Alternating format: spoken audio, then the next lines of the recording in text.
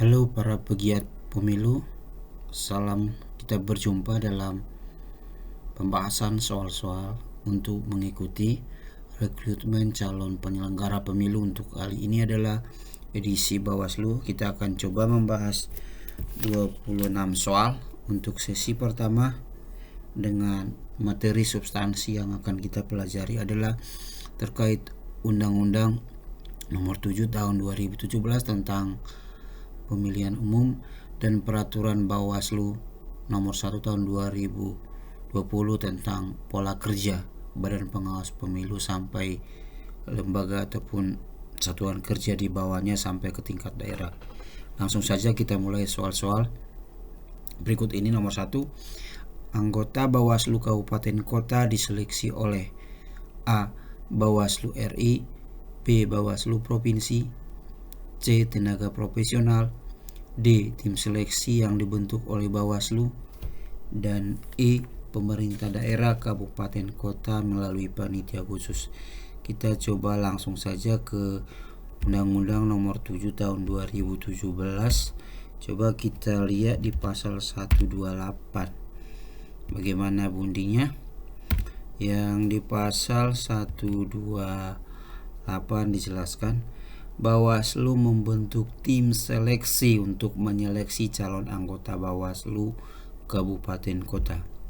Jadi jelas di sini anggota Bawaslu Kabupaten Kota diseleksi oleh siapa? Apakah A. Bawaslu Provinsi, Bawaslu RI, tenaga profesional, tim sel yang dibentuk oleh Bawaslu, E. Pemerintah daerah kabupaten kota melalui panitia khusus. Jadi jelas jawabannya adalah sesuai dengan pasal 128 ayat 1 sudah disebutkan bahwa Bawaslu itu dibentuk ataupun diseleksi oleh tim yang dinamakan tim seleksi. Jawabannya adalah D. Kita masuk ke soal nomor 2. Panwaslu kelurahan desa adalah petugas yang bagaimana mereka bertugas, hal apa yang mereka kerjakan selama bertugas. A. Mengawasi penyelenggara pemilu di desa atau nama lain kelurahan. B. Dibentuk oleh Bawaslu Provinsi. C. Dibentuk oleh Bawaslu Kabupaten Kota. D. Jawaban B dan C benar. E, B dan C salah. Mungkin kita cari juga jawaban yang lebih tepat ya. Lebih tepat seperti di pasal 108. Apa sebenarnya tugas dari Panwaslu di tingkat desa? Di tingkat desa namanya disebut Panwaslu, sedangkan di tingkat kecamatan namanya Panwascam. Untuk ini maka Panwaslu desa bertugas A. Mengawasi pelaksanaan tahapan penyelenggaraan pemilu di kelurahan desa. Lingkup kerjanya adalah wilayah desa yang terdiri atas pelaksanaan pemutahiran data pemilih, kampanye, distribusi logistik, pemungutan suara dan sebagainya. Dan kita kembali ke soal, maka jawabannya adalah A. Mengawasi pelaksanaan penyelenggaraan pemilu di desa atau nama lain kelurahan. Sedangkan dibentuknya tadi ya nanti kita akan kupas lagi, provinsi ataupun kabupaten kota bukan kewenangan dalam hal membentuk pengawas di desa ataupun Panwaslu kelurahan atau desa. Kita masuk ke soal nomor, maka jawabannya adalah A. Kita masuk ke soal nomor 3. Siapa yang berwenang menyeleksi dan menetap? Ini mungkin ada berkaitan dengan soal nomor 1. Siapa yang berwenang menyeleksi dan menetapkan anggota Panwaslu kelurahan desa? A. Bawaslu Provinsi, B. Bawaslu Kabupaten Kota, C. Camat bersama Panwaslu Kecamatan, D. Panwaslu Kecamatan, E. Kepala Desa. Coba kita lihat di pasal 132. Tentunya masih Undang-Undang Nomor 7 Tahun 2017 ya.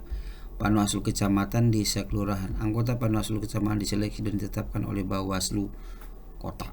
Oke, untuk Panwaslu di tingkat kecamatan yang membentuk adalah kota ataupun kabupaten, sedangkan kelurahan desa diseleksi dan ditetapkan oleh Panwaslu Kecamatan. Langsung saja kita ke soal, berarti jawabannya adalah D. Jawabannya adalah D.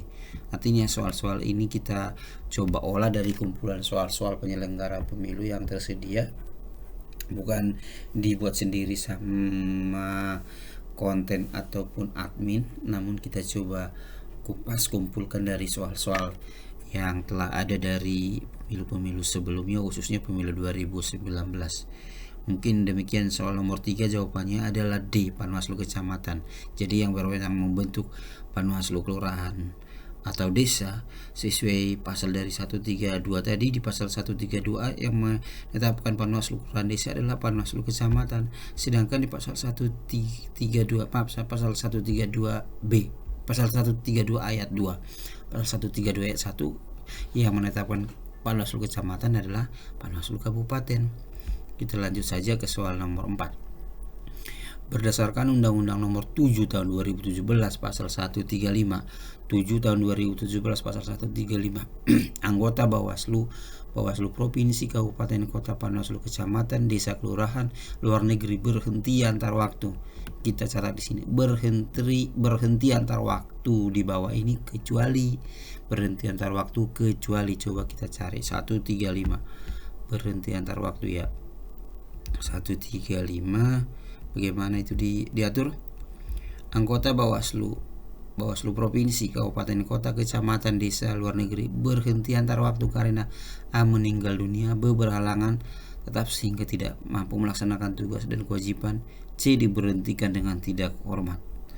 Meninggal dunia, berhalangan, dan C. diberhentikan. Meninggal dunia mungkin ya tidak lagi memenuhi syarat, diberhentikan dengan tidak hormat. Kita simpan dulu yang B. Meninggal dunia tadi ya, berhentikan dengan tidak hormat iya. Terus di ayat 2, anggota Bawaslu sebagaimana dimaksud diberhentikan dengan tidak hormat pada ada kelanjutannya, tidak lagi memenuhi syarat, tidak lagi memenuhi, ada tidak ada memenuhi syarat A, B, C, berarti tidak termasuk yang dikecualikan dalam hal ini. Kita lihat, mengikuti kegiatan organisasi, tidak menghadiri rapat pleno 3 kali berturut-turut dengan alasan tanpa alasan yang jelas.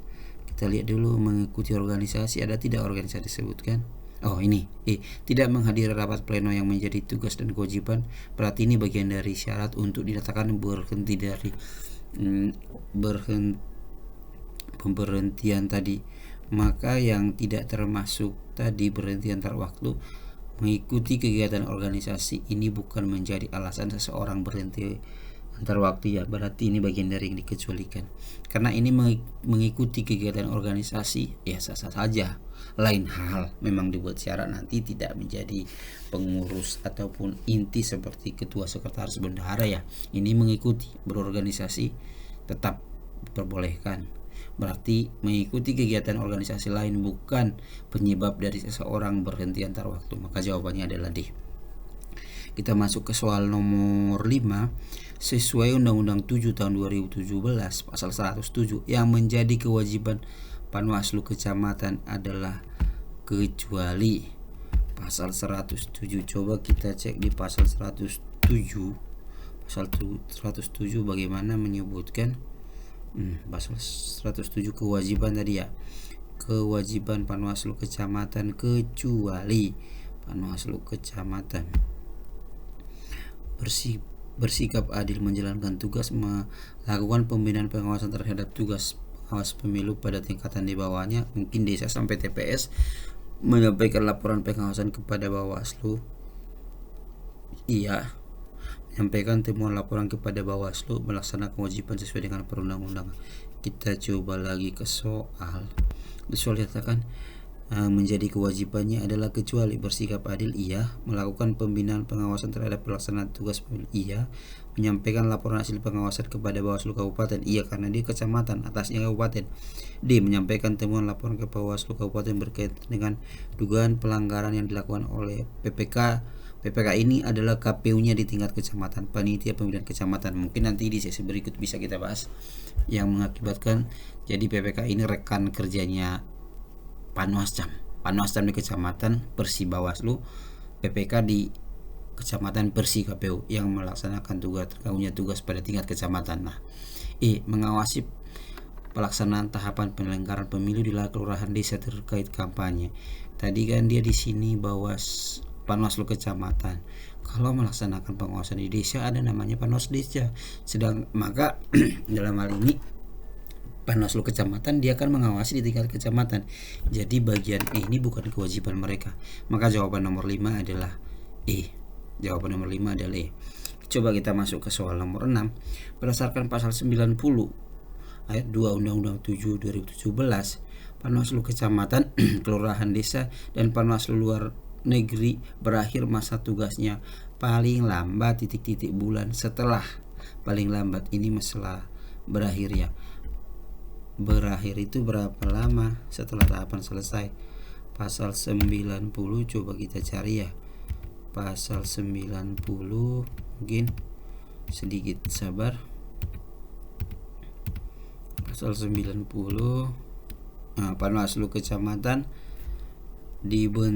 Panwaslu kecamatan, desa, dan luar negeri dibentuk 1 bulan sebelum tahapan pertama penyelenggaraan pemula dimulai. Dibentuk 1 bulan sebelum dan berakhir 2 bulan setelah tahapan selesai.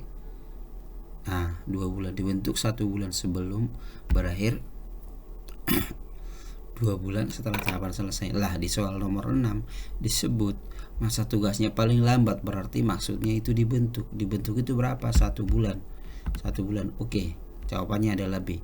Kita soal nomor 7, berdasarkan masih di pasal 90, Panwaslu kecamatan dibentuk berapa lama sebelum tahapan pertama penyelenggaraan. Maaf, mungkin kita coba di terbalik ya. Maaf sebelumnya. Untuk nomor 6 ini, Panwaslu kecamatan itu berakhir. Kapan dia berakhir? Kita coba cek. Kita pastikan saja. Berakhir berarti sepertinya 2 bulan ya. Berakhir paling lambat 2 bulan, dibentuk 1 bulan. Maka yang menjadi jawabannya adalah, kita coba dulu berakhir berarti 2 bulan, jawabannya adalah D, nomor 6. Sedangkan nomor 7 itu dibentuk, berarti dia harus sudah ada sebelum tahapan. Tadi kan disebut di pasal 90 itu berakhir yaitu 2 bulan setelah tahapan selesai dan harus sudah dibentuk 1 bulan sebelum tahapan. Maka jawaban nomor 7 adalah B. Kita masuk ke soal nomor 8. Salah satu syarat bagi partai politik untuk menjadi peserta pemilu. Mungkin saat ini sedang berlangsung tahapan verifikasi. Verifikasi dilakukan oleh KPU sebagai penyelenggara. Maka Bawaslu akan melakukan fungsinya itu mengawasi. Kita coba cari referensi kita di pasal 173. Pasal 173 masih Undang-Undang nomor 7 ya. Peserta pemilu ini terkait dengan partai politik. Peserta pemilu harus memenuhi persyaratan. Lah kita masuk ke soal dari salah satu persyaratan, berarti di antara 5 ini, pilihan ini hanya 1 yang benar.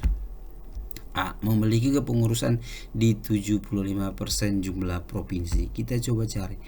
Memiliki kepengurusan di seluruh provinsi, bukan 75%. Oke, A salah. B. Memiliki kepengurusan di 50% jumlah provinsi. Apalagi ini?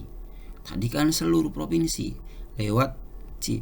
Memiliki kepengurusan di 50% kabupaten kota. Coba lihat kabupaten kota seperti apa punya. 75%, maaf. Memiliki kepengurusan 75% jumlah kabupaten kota. Ini 75% loh. Tadi disebutkan di sini 50%, berarti C salah. D. Menyertakan sekurang-kurangnya 30% keterwakilan perempuan pada tingkat pusat. Mungkin D ya. Memiliki tingkat pusat. Coba, sedangkan 50% tadi adalah untuk yang kecamatan. 30% keterwakilan perempuan pada tingkat pusat. Sepertinya ini ya. Tapi kita tahan dulu. Kita coba lagi. Menyertakan sekurang-kurangnya 30% keterwakilan perempuan di tingkat pusat dan daerah. Apakah ada yang menyebutkan daerah? Tidak. Yang menyebutkan kewajiban di 30% adalah hanya di pusat. Maka jawabannya adalah D. Jawabannya adalah D. Lanjut, kita kupas lagi ke soal nomor 9.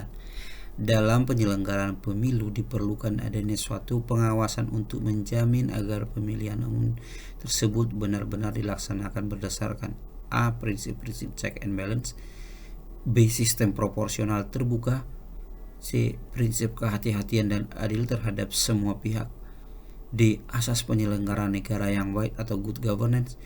E. Asas pemilihan umum dan peraturan perundang-undangan. Mungkin dari segi fungsinya ya, ini dalam hal mengawasi check and balance. Untuk istilah check and balance juga sering kita lihat bagaimana fungsi legislatif terhadap eksekutif. Legislatif sebagai dewan, sedangkan eksekutif sebagai pemerintah. Dalam hal ini kita contohkan presiden. Jadi lebih pas presiden melaksanakan tugas, maka legislatif mengawasi dalam tercapainya suatu check and balance dalam proses pemerintahan. Begitu juga dalam proses penyelenggaraan pemilu, KPU melaksanakan pemilu, maka Bawaslu mengawasi. Maka untuk prinsip check and balance kita coba seperti jawabannya adalah kita masuk ke soal nomor 10. Komposisi keanggotaan KPU, KPU provinsi dan KPU kabupaten kota serta Bawaslu provinsi dan Bawaslu kabupaten kota memperhatikan keterwakilan perempuan sekurang-kurangnya 30% mengandung makna. Ini memperhatikan, perlu juga kita catat, memperhatikan mengandung makna harus ada proporsi perempuan sekurang-kurangnya 30%, harus ada. Tadi memperhatikan upaya proaktif mewujudkan proporsi perempuan sekurang-kurangnya 30%. C. Mengingatkan pentingnya keterpenuhan proporsi perempuan sekurang-kurangnya 30%. D. Diperhatikan tetapi tidak harus diupayakan proporsi perempuan sekurang-kurangnya 30%. Seyogianya ada perhatian terhadap proporsi perempuan sekurang-kurangnya 30%. Seyogianya ada perhatian, mungkin memperhatikan. Jawabannya adalah I. Kita masuk keluar nomor 11. Kampanye hitam atau black campaign dalam kontestasi pemilu yang berintegritas adalah A. Wajar dan sah, wajar tapi tidak sah, tidak wajar tapi sah, tidak wajar dan tidak sah, wajar, bisa sah dan tidak sah. Mungkin kampanye hitam itu kan sesuatu hal yang tidak dibenarkan ya. Kampanye hitam termasuk lagi dalam hal politik identitas, berbau sara, suku agama, ras ataupun antar golongan. Mungkin jawabannya adalah D. Tidak wajar dan tidak sah. Jadi dalam hal ini di samping kita untuk menguji kemampuan kita dari segi substansi kepengawasan kepemiluan, tapi terkait dengan materi kepemiluan secara umum harus juga kita sampaikan sebagaimana soal nomor 11 tadi. Kita masuk ke soal nomor 12. Sengketa pemilu yang berkaitan dengan verifikasi partai politik peserta pemilu dan daftar calon tetap anggota DPR, DPD, DPRD provinsi, kabupaten, kota. Cara penyelesaiannya adalah melalui A. melalui kepolisian, B. melalui Mahkamah Konstitusi, E. melalui kejaksaan, D. melalui Bawaslu, E. melalui Gakumdu. Kalau kita lihat di sini ya, gimana sengketa pemilu itu? Sengketa pemilu itu juga apakah itu termasuk pelanggaran administrasi pemilu ataupun sengketa proses? Yang berwenang melaksanakan ini adalah Bawaslu. Bawaslu sebagai pengawas. Kalau kepolisian, kejaksaan itu mungkin penegak hukum secara umum ya. Karena kita coba satu-satu ya. Kepolisian tidak, MK menyelesaikan sengketa pemilu hasil pemilu lebih tepatnya. Setelah selesai suara direkap itu baru dibawa ke MK. Jelas MK tidak berwenang dalam hal sengketa pemilu. Kepolisian juga, kejaksaan juga. Yang menjadi sekarang adalah Bawaslu dan Gakumdu. Lah sedangkan Bakumdu sendiri, Bakumdu itu penegakan hukum terpadu yang mana dalam hal terjadinya suatu pelanggaran pemilu, apakah ini nanti cukup diselesaikan secara administrasi atau berlanjut ke ranah pidana, itulah nanti ranah pidana nanti akan dilaksanakan secara bersama antara Bawaslu, kejaksaan dan kepolisian, terpadu istilahnya. Maka dari jawaban ini maka sengketa pemilu berkaitan dengan verifikasi partai politik peserta pemilu dan daftar calon tetap anggota DPR, DPD provinsi, kabupaten, kota diselesaikan di Bawaslu ya. Di Bawaslu mungkin nanti bisa kita lihat dari pasal 460 Undang-Undang 7 2017 dan seterusnya, yang ada beberapa kategori terhadap peserta yang keberatan dengan putusan Bawaslu bisa mengajukan upaya hukum ke PT UN, tapi tidak semua tahapan, hanya beberapa tahapan tertentu seperti penetapan partai politik, penetapan daftar calon tetap, atau bahkan untuk pemilihan presiden. Hanya 3 item itu saja yang bisa dibawa ke PT UN. Selebihnya harus sudah bersifat final di Bawaslu, tidak diperbolehkan ada lagi upaya hukum lainnya seperti itu. Dan kita coba lagi di soal nomor 13, pemerintahan oleh sekelompok elit kaya yang mengandalkan kekuasaan politiknya pada aspek keturunan. Mungkin ini pengetahuan umum ya, pengetahuan umum. Berarti ini secara turun-temurun dari orang tua diturunkan ke anaknya, cucunya, dan seterusnya. Bisa sebenarnya untuk hal ini bisa kita lebih searching lagi di Google. Kalau tidak salah maka jawabannya ini adalah oligarki, mungkin kerajaan secara turun-temurun. Kita lanjut saja ke soal nomor 14. Manakah dari pernyataan di bawah ini yang tidak sesuai dengan semakin berkurang peserta pemilu akan semakin berkurang pula yang tidak sesuai? Apakah akan semakin berkurang pula durasi waktu penghitungan suara? Ya, sesuai. Kita nyari yang tidak sesuai. Kerumitan pilihan pemilih TPS sesuai, bisa jadi. Biaya penyelenggaraan pemilu bisa jadi semakin berkurang. Terus kerumitan manajemen pemilu bisa jadi semakin rumit, atau sebaliknya kualitas demokrasi. Saya kira kualitas demokrasi bukanlah disebabkan oleh banyak tidaknya kontestasi ya. Mungkin lebih tepat jawabannya iya. Kita lanjut soal nomor 15. Parliamentary threshold 4% untuk tingkat nasional mengandung arti A. Peserta pemilu yang perolehan suaranya di bawah 4% dari jumlah suara secara nasional akan kehilangan perolehan kursi anggota DPR, DPRD provinsi, dan DPRD kabupaten kota.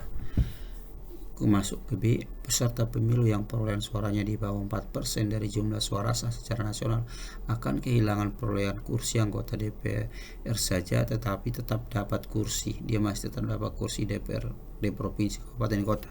C. Di peserta yang di bawah 4%, dia akan kehilangan perolehan kursi DPR dan DPRD provinsi. Oh tidak, ngawur ini. D. Peserta pemilu yang perolehan suaranya di bawah 4% dari jumlah suara secara nasional akan kehilangan perolehan kursi anggota DPR, tetapi masih ada peluang, artinya masih diberikan peluang.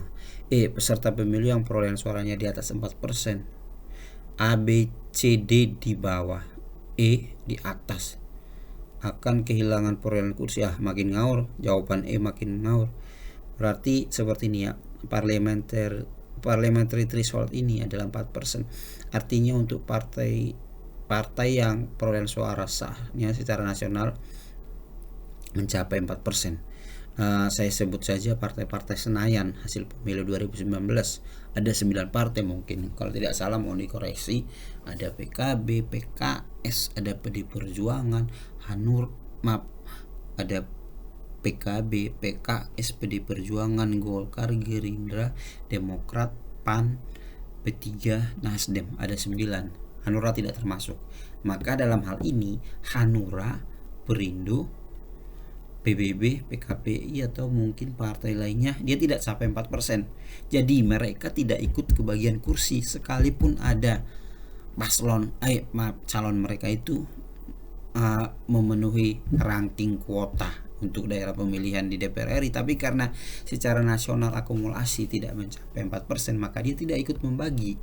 Jadi dalam hal ini di antara pernyataan tapi ketika dia memenuhi perolehan rankingan suaranya di provinsi kabupaten, dia dapat tetap bisa kebagian DPRD-nya, DPRD daerah, tapi untuk DPR RI tidak kebagian.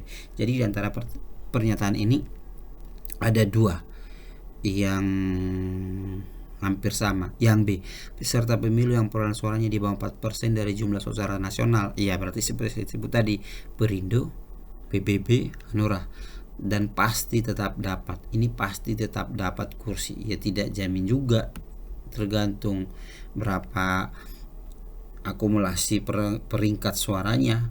Sedangkan di D, peserta pemilu yang perolehan suaranya di bawah 4% dari jumlah suara secara nasional akan kehilangan kursi DPR. Ya jelas tetapi masih mungkin dapat kursi. Iya, masih mungkin jika dia sudah memenuhi perangkingan tadi, jumlah alokasi kursi yang tersedia di dapil tersebut. Dalam hal ini dapil untuk DPRD provinsi dan DPRD kabupaten kota. Jawabannya adalah D. Kita masuk ke soal nomor 16. Berapa jumlah anggota pengawas pemilu kelurahan di desa atau nama lain kelurahan? Mungkin ini terkait dengan jumlah pengawas ya. Tadi saya sebut untuk referensi kita, selain Undang-Undang 7 2017, kita coba cari di Peraturan Bawaslu nomor 1 2020. Kita coba cek nanti di pasal 37 sepertinya ya. 37.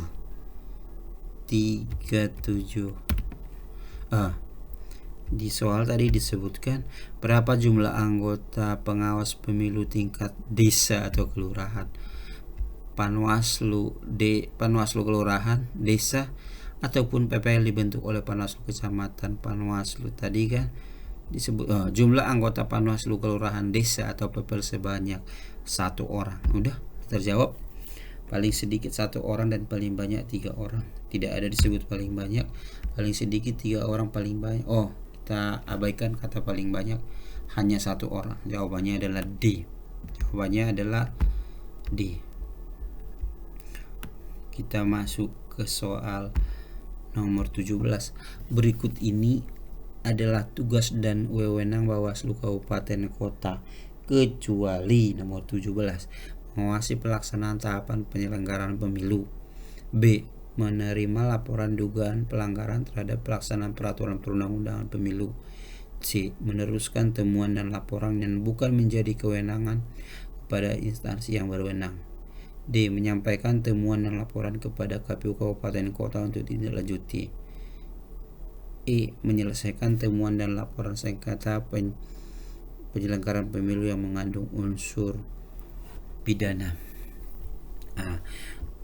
Terkait hal ini, apa yang adalah tugas dari Bawaslu Kabupaten atau Kota, kecuali menyelesaikan temuan ini mungkin tadi kita kembali kepada soal nomor yang ada Bakumdu 12 melalui sentra Gakumdu. Artinya kepolisian dan kejaksaan Bawaslu bekerja bersama-sama dalam menyelesaikan tindak pidana dalam sentra Gakumdu, tidak secara sendiri. Maka dari hal ini, maka jawabannya adalah E, yang bukan kewenangan Bawaslu. Artinya tidak murni cuma Bawaslu yang melaksanakan, dia harus bersama dengan kejaksaan dan kepolisian yang terbentuk dalam sentra Gakumdu dalam hal penyelesaian tindak pidana pemilu. Khusus tindak pidana pemilu diselesaikan melalui sentra Gakumdu dan ada jangka waktu penyelesaian yang bersifat cepat seperti itu. Jawabannya adalah E. Kita masuk soal nomor 18. Berikut ini beberapa prinsip penyusunan daerah pemilihan adalah kecuali. Prinsip-prinsip penyusunan dapil itu ada beberapa. Kita coba lanjut di Undang-Undang 7 2017 juga diatur tentang prinsip-prinsip penataan daerah. Ini penyusunan daerah pemilihan anggota DPR memperhatikan A. Kesetaraan nilai suara. Kita lihat benar. Aksesibilitas ada tidak? Ketaatan, proporsional, integritas sepertinya tidak ada. Ketaatan ada, proporsionalitas ada, integritas wilayah ada, yang sama, terintegritas wilayah udah. Maka jawabannya adalah aksesibilitas. Mungkin aksesibilitas ini dalam prinsip-prinsip pemungutan dan penghitungan suara ya. Bagaimana yang disabilitas bisa menjangkau TPS seperti itu, tidak menghalangi haknya. Maka yang tidak bagian dari dapil, kita akan jawabannya adalah B. Kita lanjut ke soal nomor 19. Panwaslu Kecamatan, Panwaslu Kelurahan Desa, Panwaslu Luar Negeri, dan pengawas TPS merupakan lembaga pengawas pemilu yang bersifat A. permanen, B. ad hoc, C. tetap di tahunan, E. ad interim. Maka jawabannya adalah ad hoc. Ad hoc artinya sementara. Sementara dalam hal ini itu mereka itu bekerja ketika ada tahapan pemilu, sedangkan yang namanya permanen itu yang dibentuknya sudah permanen. Jadi Bawaslu juga permanen, Bawaslu RI, Bawaslu provinsi, dan Bawaslu kabupaten. Begitu juga dengan KPU tapi tingkat kabupaten. Namun untuk tingkat kecamatan, yang Panwaslu kecamatan atau Panwaslu desa kelurahan atau lapangan atau TPS, itu yang disebut dengan ad hoc. Kita masuk ke soal nomor 20. Maka jawabannya adalah B. Nomor 20, sengketa pemilihan antara pasangan calon bupati, wakil bupati, wali kota, dan wakil dengan KPU diselesaikan oleh A. Mahkamah Konstitusi, B. Pengadilan Negeri, D. DKPP, D. Peradilan Pemilu, E. Bawaslu. Jawabannya adalah Bawaslu. Sengketa pemilihan sama tadi seperti sengketa pemilu. Pemilihan ini lebih kepada pemilihan kepala daerah ya, karena nomenklatur sudah mengatakan khusus pemilihan kepala daerah disebut dengan pemilihan, sedangkan pemilu legislatif termasuk pilpres adalah pemilu. Mungkin kita coba tadi di soal nomor 12 sengketa pemilu tapi tetap Bawaslu, sedangkan di soal nomor 17 adalah sengketa pemilihan. Jawabannya adalah E. Kita masuk ke soal nomor 21. Di bawah ini yang tidak termasuk dalam pelanggaran administrasi pemilu adalah pelanggaran yang tidak termasuk pelanggaran administrasi pemilu. Yang tidak termasuk pelanggaran administrasi pemilu: A. Tindak pidana pemilu dan dugaan pelanggaran kode etik, B. Kesalahan prosedur dan tata cara, C. Jawaban A dan B salah, D. Jawaban A dan B benar, E. Jawaban A yang benar. Maka jawabannya adalah yang tidak termasuk pelanggaran administrasi. Coba kita cari di pasal mungkin 460 ya. Tidak termasuk ya. Pelanggaran administrasi pemilu adalah pelanggaran terhadap tata cara, prosedur, dan mekanisme. Sedangkan pelanggaran administrasi sebagaimana dimaksud pada ayat 1 tidak termasuk tindak pidana dan kode etik. Maka yang tidak termasuk itu ya tindak pidana dan pelanggaran kode etik. Jawabannya adalah A. Sedangkan prosedur, mekanisme, tata cara bagian dari pelanggaran administrasi, yang salah satunya fungsi Bawaslu dalam hal penyelesaiannya. Kita masuk ke soal nomor 22. Putusan Bawaslu, Bawaslu provinsi, Bawaslu kabupaten kota untuk penyelesaian sengketa administrasi pemilu berupa. Kita masuk ke soal nomor 22 ya. A. Perbaikan administrasi terhadap tata cara, prosedur, atau mekanisme sesuai dengan peraturan perundang-undangan. Teguran tertulis tidak diikutkan pada tahapan tertentu dalam penyelenggaraan pemilu. Sanksi administrasi lain sesuai dengan ketentuan perundang-undangan. E. Semua jawaban benar. Coba kita lihat lagi di pasal 461 ayat 6 disebutkan putusan Bawaslu provinsi pelanggaran berupa perbaikan administrasi. Apakah termasuk? Iya. Teguran tertulis, apakah termasuk? Iya. Tidak diikutkan, apakah termasuk? Iya. Sanksi administrasi termasuk juga? Iya. Maka semua jawaban benar. Yang jawabannya adalah E. Coba ya pasal 61. Kita masuk ke soal nomor 23. Oke. KPU provinsi dan KPU kabupaten kota. Ini fungsi Bawaslu di sini. Wajib menindaklanjuti putusan Bawaslu provinsi, Bawaslu kabupaten kota paling lama sejak putusan dibacakan. Berapa lama jangka waktu KPU? Coba kita lihat di berapa lama. KPU di pasal 462 ya. KPU provinsi, kabupaten kota wajib menindaklanjuti putusan Bawaslu provinsi, kabupaten kota paling lama 3 hari sejak putusan dibacakan. 3 hari ya? Ada yang enggak 3 hari? Wadah, jawaban C. Kita coba soal nomor 24. Dalam hal terjadi pelanggaran administrasi pemilu sebagaimana dimaksud 460 yang secara terstruktur sistem masif, Bawaslu memeriksa dan merekomendasikan pelanggaran administrasi pemilu. Pemeriksaan itu diperiksa oleh Bawaslu berapa hari kerja ya.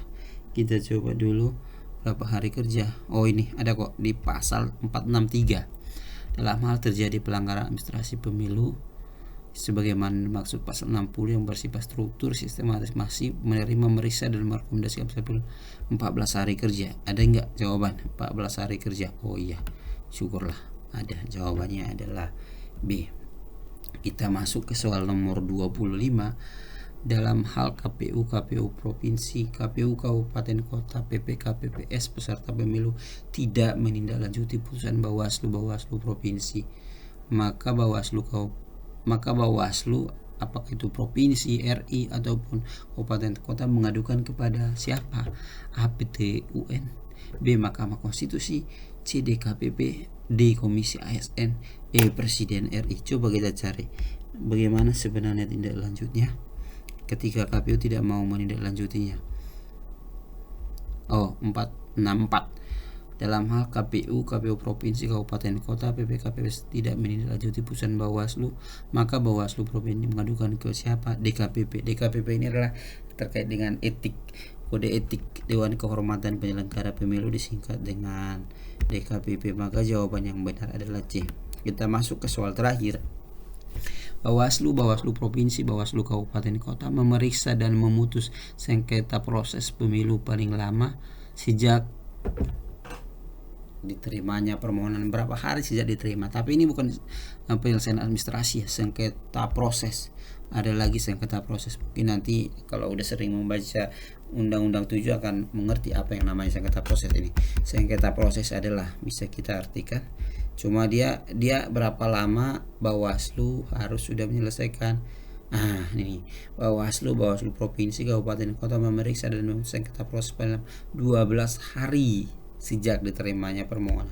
Ada 12 hari enggak? Ada. Jawabannya adalah A. Jawaban A. Karena sudah selesai sampai nomor 26. Mungkin demikian untuk sesi pertama. Nanti kita akan lanjut ke sesi berikutnya. Selamat dan sukses untuk Bapak dan Ibu semua yang akan mengikuti seleksi, khususnya penyelenggara pemilu pada edisi Bawaslu kali ini. Jangan lupa untuk mengulang-ulang soal yang sudah kita bahas dan membaca referensi, khususnya Undang-Undang 7 2017 dan Perbawaslu 1 2020. Mungkin sekian untuk pertemuan kali ini. Kita jumpa lagi di sesi berikutnya untuk soal-soal berikutnya yang lebih dalam lagi. Mungkin sekian dan terima kasih.